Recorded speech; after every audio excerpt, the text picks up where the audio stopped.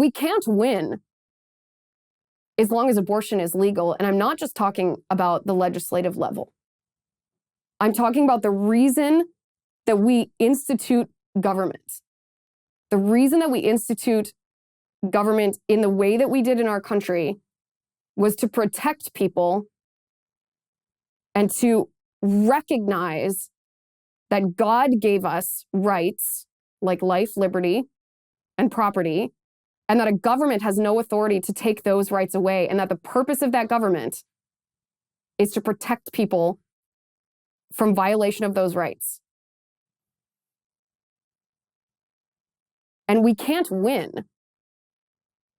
meaning a nation with this governmental structure can't survive if we systemically violate one of those core tenets. If we systemically use a government to violate the right to life. And this has been part of my prayers for our country for a long time, because I recognize this. I recognize that God cannot and will not continue to bless us if we allow this. And then I think about those babies as much as I can, and I will admit to you that during my pregnancy with my daughter, when I'd go in for an ultrasound and I'd see her on the screen, I didn't have a reaction the way that some women describe it, where you see that baby and you become more impassioned about the fight. I saw her on that screen, saw her little fingers and toes, saw her swimming around, heard her little heartbeat each and every time, and it made it harder for me to fight against abortion.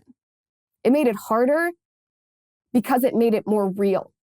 Because I knew what I felt for her when she was so tiny, when she was inside, when she was vulnerable to what the left would call my choice. And it made it harder for me to watch videos like David Daleidon's. It made it harder for me to see the graphic imagery that we see that some pro-lifers hold up. It didn't make me feel more impassioned to be a part of that. It made me feel that it was, well, more difficult, because I couldn't wrap my mind around the pain and the suffering and the evil and the brokenness that abortion is. That's what we're seeing tonight. That's why a tweet like the tweet that I sent out that just says, pray for Justice Thomas, Justice Alito, Justice Gorsuch, Justice Kavanaugh, and Justice Amy Coney Barrett and their families. It's why that tweet not only went viral, but why the left chose that tweet of all the tweets. There wasn't one about babies that went viral, not one about abortion, not one about the Supreme Court, not one about the leak, but about praying for these individuals. It's why the leftists target them. It's why the rioters are going to threaten them, why they're going to be in physical danger. Because this is a fight, not just at the legislative level, not just at the state level, not just at the federal level, not at a governmental level. This is a much bigger fight than that.